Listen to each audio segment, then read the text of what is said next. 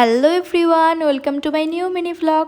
তো আজকে আমি যাব একটা মুভি দেখতে, তাই আর কি একটু সাজুগুজু করে বেরিয়ে পড়েছি আর চলে এসেছি স্টেশনে।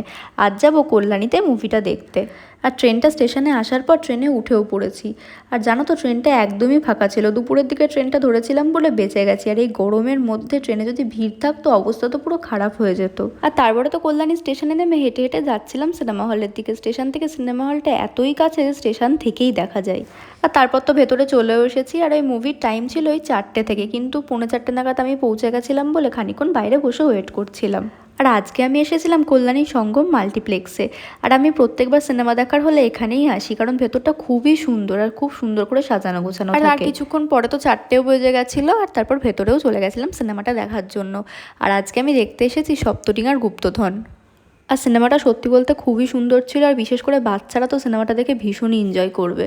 বাড়ি থেকে তো দুপুরবেলা খেয়ে দিয়েই বেরিয়েছিলাম, সে তো অনেকক্ষণ হয়েও গেছে। আর সিনেমা দেখতে দেখতে না কিছু একটা না খেলে ঠিক ব্যাপারটা জমে না। আর তাই অর্ডার করেছিলাম গরম গরম কফি আর ভেজ স্যান্ডউইচ। কফিটা খেতে আমার অতটা ভালো লাগেনি, কিন্তু স্যান্ডউইচটা খেতে ভীষণ ভালো ছিল।